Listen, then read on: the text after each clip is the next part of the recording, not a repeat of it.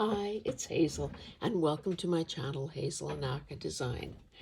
I want to welcome you here if you're a new subscriber, or perhaps you stumbled here by accident, followed the breadcrumbs, heard my name mentioned on other channels, and maybe you're here kicking the tires, trying to decide, should I hit the subscribe button or should I not? I would say do it. Just do it. There's no cost. It's free and easy. And you get to add one more opinion, one more perspective, one more creator to your list of resources to use. That's it for the paid political, for the commercial. I think that this video will be of more interest to beginners probably than people who have been at this a while. And I know, okay, let's just clarify that. I no longer consider myself a beginner, but nor do I consider myself an expert. My whole philosophy all my life has been that I am going to continue learning till the day I die. And learning happens in a variety of ways. It happens by, formal education. It happens through continuing education. It can be online learning. It can be workshops, and it can be just by studying books. It can be learning from other people's successes and other people's mistakes. And so I do that. I'm so sorry about this throat. I do that every day of my life. And I also want to say that you don't just learn from experts, professors, the elite, the masters, the go-to experts. But you can, if you're open and willing, you can learn from everyone, including, the cashier at the grocery store, the retail clerk, kind of whoever you encounter. It's just a matter of asking the right questions and being open to the answers. Okay, so these are recent and not so recent products that came into my life. And I just wanted to say, if you're brand new, chances are you're still grappling with, okay, how do I make a cover? What can I use? I don't have all the fancy schmancy stuff that all the other the YouTubers have.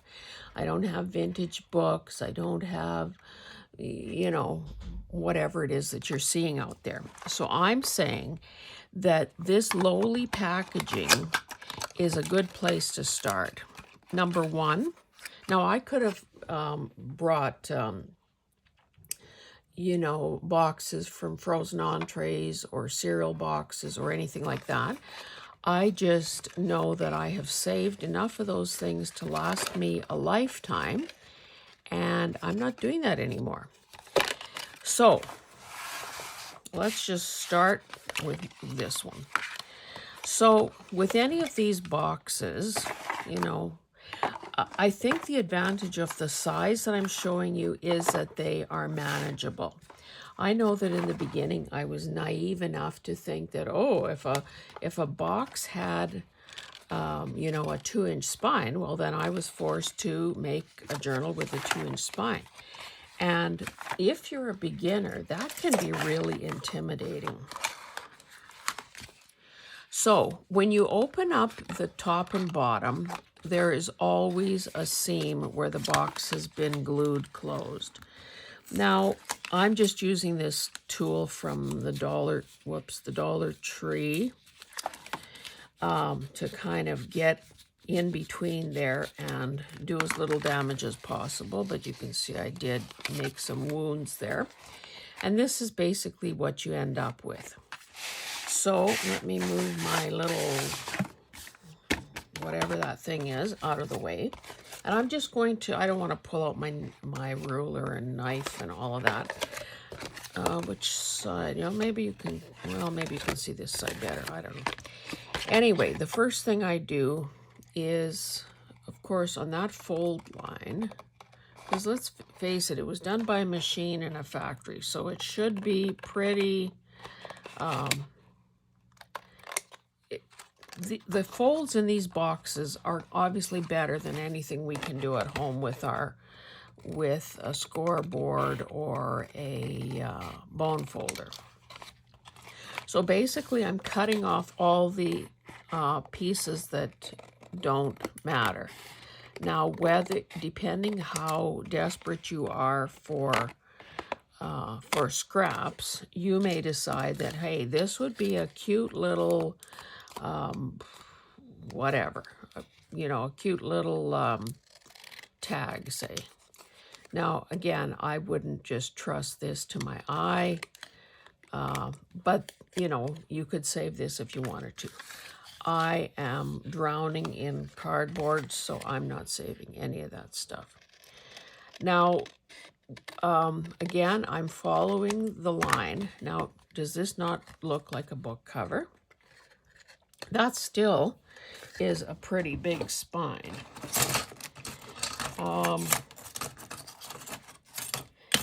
But I'm sick of having all these boxes waiting around, taking up volume.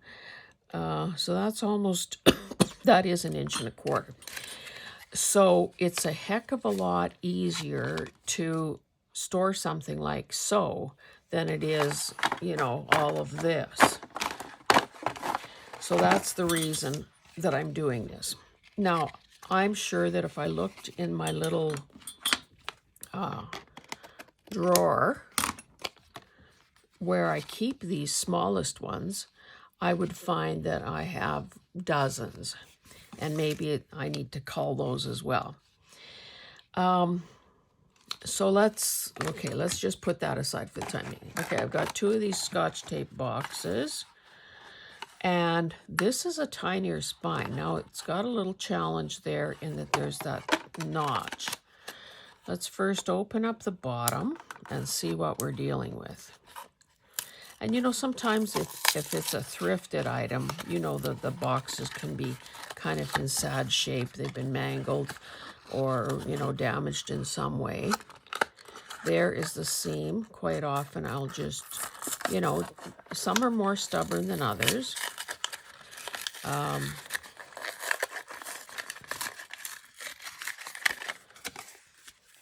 Now, the challenge here is, I don't know if you can see, there's that perforation where, you know, you would have used your thumb, like kind of a thumb hole. Anyway, let's quickly cut these flaps off. Now, of course, we're not going to get into actually what is the next step, because that could be the focus of a whole other video. And, you know, I guess if you wanted me to, I could go there. Now, I don't think that it's worth it trying to save that. So what I would do in this case is pull out my knife and my ruler and line this up. Now, again, it's not perfectly square or whatever, but at this point, I'm just doing this roughly. So I want to clear this perforation, and I want to, let me move this a bit so I'm more on a line that you can probably see.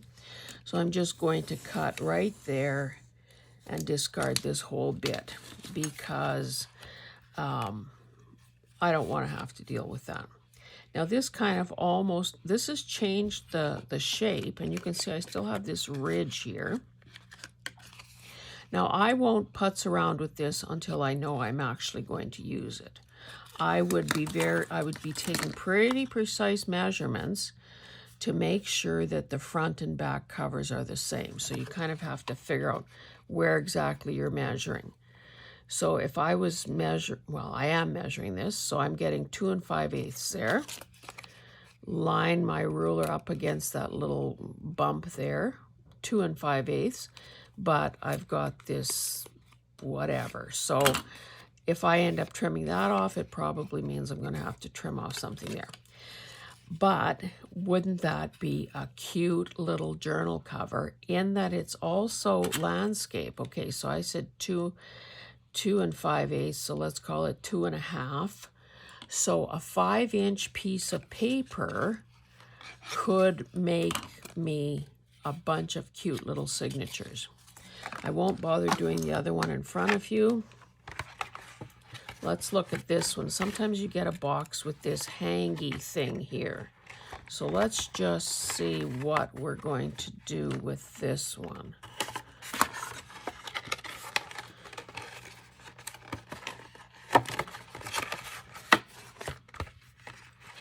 Okay, let me find the...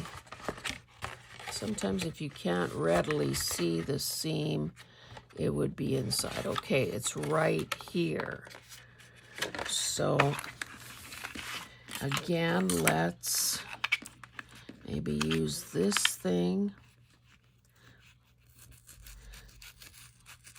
And of course, some come apart easier than others.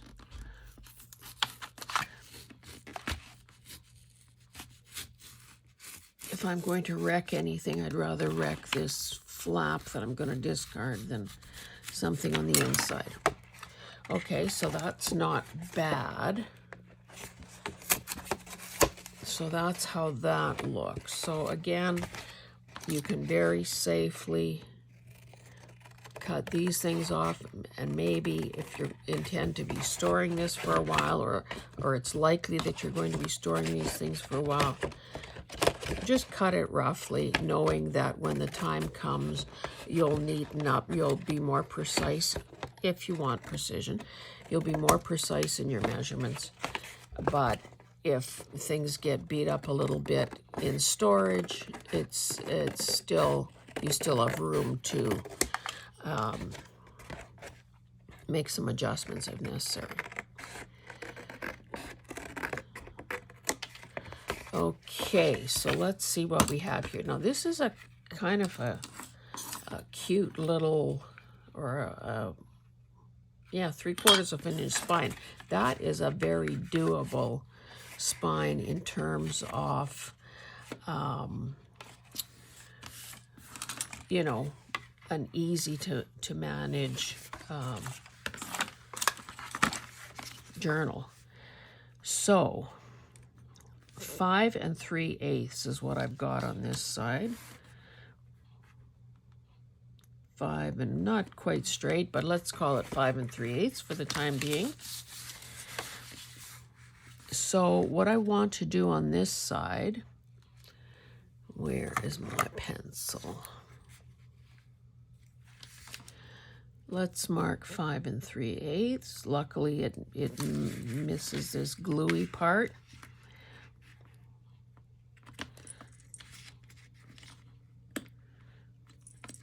And it misses that sort of, well, you probably can't see, but right here is a sort of where there was a fold.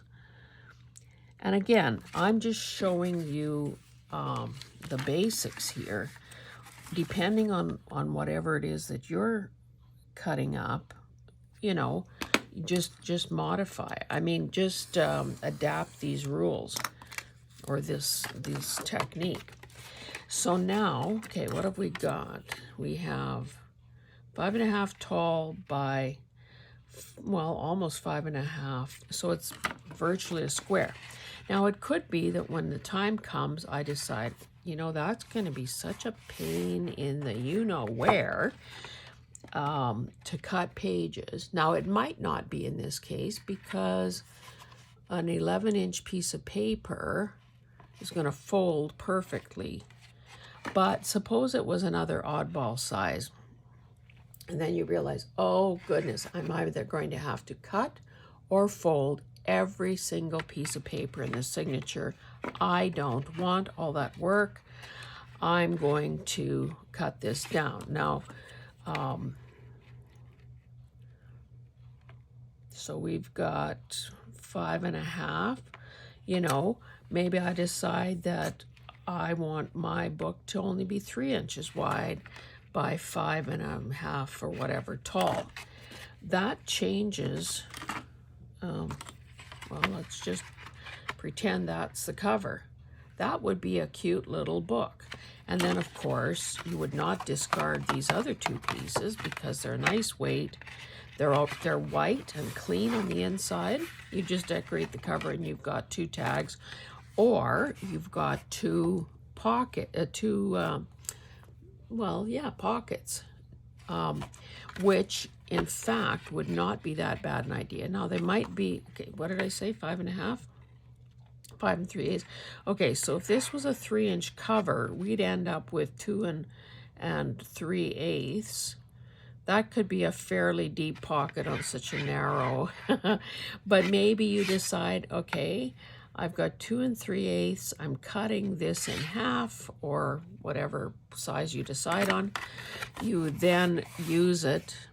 Well, of course, you'd probably decorate this in some way, although you could stamp on it or stencil on it, and you decide that, hey, that cutoff is going to become a pocket here. And the purpose it serves there is to reinforce and strengthen your cover. I don't know that I need to show you many more. Now this box is probably not worth saving because it's got those perforations. So yeah, I'd cut that off, and I'd cut that off, but then look at that. Well, let me show you. I guess the decision here would be whether or not you want to go through the process, the process of reinforcing that spine. Do you want a spine that starts its life perforated every half inch or so? It may be more trouble than it's worth. It is a cute little thing, for sure. It's got a wide spine, though. That's over an inch. And then you'd have the issue of having to, I wouldn't. Let's just be clear about that. I would decide that, no, that's not, especially if I was trying to keep the spine intact. The spine is kind of too wide for something that is inherently weak. So whether I was going to add washi tape or Tyvek tape or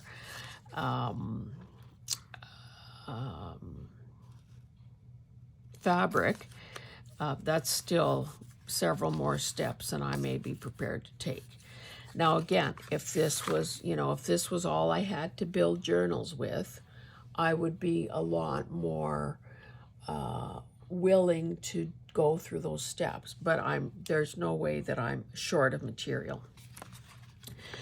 Now, having said all that, now that I've cut this apart, and you can see that they still need to be neatened up, I have essentially the parts to make a book. Now, I would not leave the spine that big because I've made that mistake before. If you want something quick and easy, you'd want a smaller spine, and then in that case, this is worth hanging on to. I would trim the spine down, maybe I'd even cut it in half, who knows. But I would clip something like this together and decide, at some point, because obviously this isn't job 1 on my list, but I would decide if, okay, I've used up every other single thing in my within reach. I'm going to make my next cover out of this. So I have all my pieces together. You can see that there really is some trimming needed. Now the other thing that I haven't talked about, but maybe this is a good one to demonstrate on.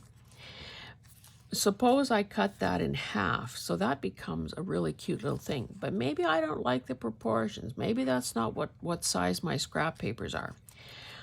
I could cut it here and get 2 covers. I could cut it in half. I could cut it, you know, like, really, you are in charge of your stuff, your supplies, your projects, the direction you want to go with this. Or maybe you decide, I have all these broken down boxes that I'm already, you know, committed to using. This would be a 4th one just out of the stuff I'm showing you today. And what I'd rather do is use these, because they're a pretty good thickness. I would rather just decorate them and let them be pockets. Again, totally creator's choice. So that is all I basically wanted to show you about that. I will show you one box that I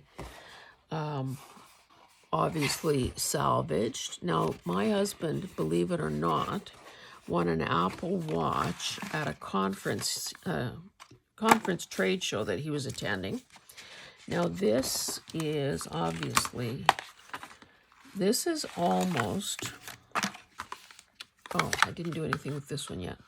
That's going to be the same, but so cute. Too bad that came off. That would have been nice to keep intact. Okay, let's see what we have here. These are the ones with the little notchy things that, and again, I don't need to be that careful taking this apart because I'm discarding that anyway. This would definitely be, okay, let me put this Apple thing aside for now and just, okay, there are those little slits into there. But now, despite having ripped the cover a bit with that dumb price tag,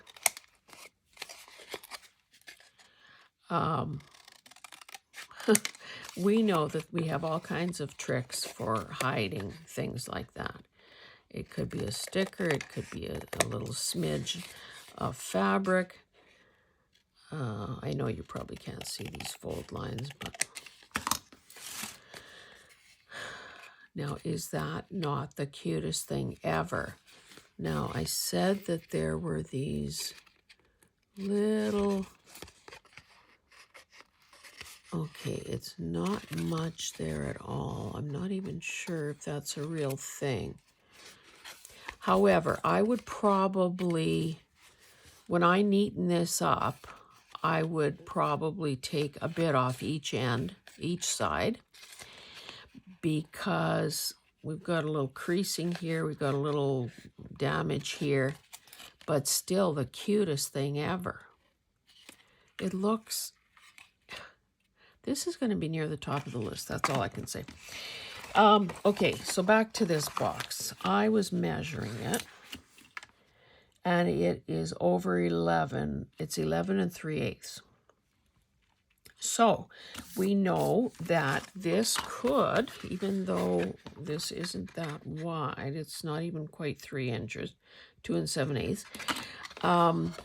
This would accommodate a full piece of paper. Now you can see that there was some damage done as I was taking this apart, because it must have been glued to within an inch of its life.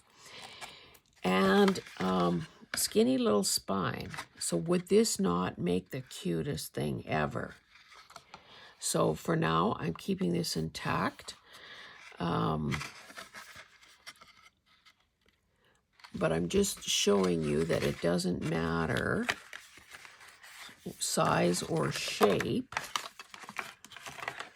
There is a lot of this stuff within your grasp. And this clearly, okay, I didn't do that last Scotch tape box, but this clearly takes a heck of a lot less room than what I showed you in the beginning. And again, because I'm the queen of clamps,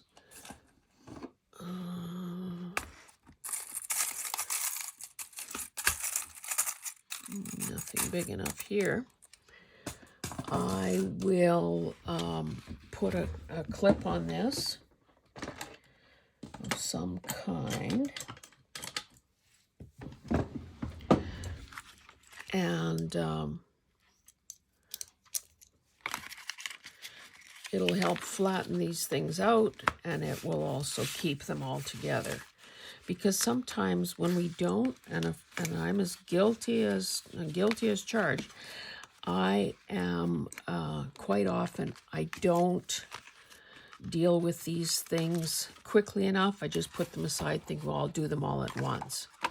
Now, the only other thing I have here is this that I salvaged from some packaging. Incidentally, I find this Kirkland Cold and Sinus pretty good if I get to the point where I actually have to take something for a stuffed head. Now, this is one of those where the actual box is sort of glued to this, you know, anti-theft device here. This is pretty substantial. Like, it's 2-ply. So I can decide, well, I could, okay, I was going to say I could cut this icky part off, and I end up with, you know, a 5-inch something, 5-inch by 7. You know what I would do with this? Rather than open it up, because it's already smooth and heavy, so let me just do that right before your very eyes. It's a miracle. Okay, so what am I saying? If I clear this, it would be 5 inches. I'm lining this up on my grid. I'm going to line my steel ruler up against the line and remove this.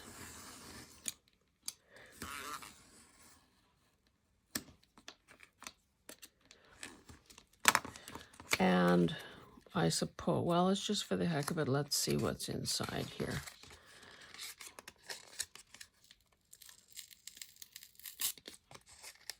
Again, sometimes this stuff is not worth the effort. You know, you'd end up having, now these they're kind of belly band size.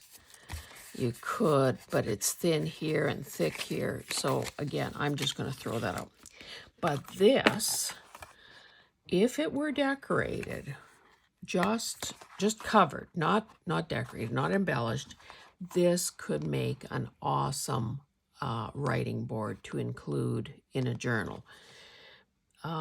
And if you don't know what a writing board is, it's quite simply a rigid, smooth surface that you put. Well, let me show you the writing board in my planner. So this one is maybe not quite as smooth as this one, but you can see, let me not expose anything I've written down here.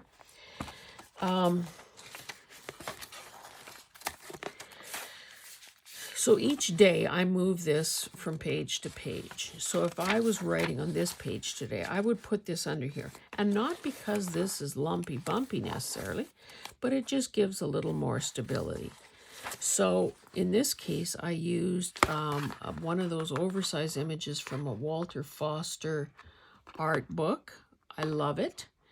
And of course, I did a video on that back in the day. And I also, you know, mass made a whole bunch, because once you're in the mode, you just want to keep going. So I think that I will put this near my completed master boards as, not master boards, writing boards, as an indication, okay, this would be a good one to cover when you're next doing this. So with that, I'm going to call it a day. I will get, well, I guess I'll cut this up while we're still together. So I hope that you start looking at packaging in a new way.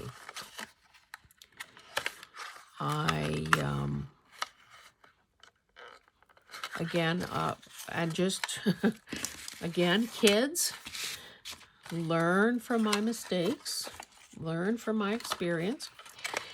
Don't save everything that comes into your house, because you aren't going, none of us, even you, the young ones, are not going to live long enough to use all this stuff up.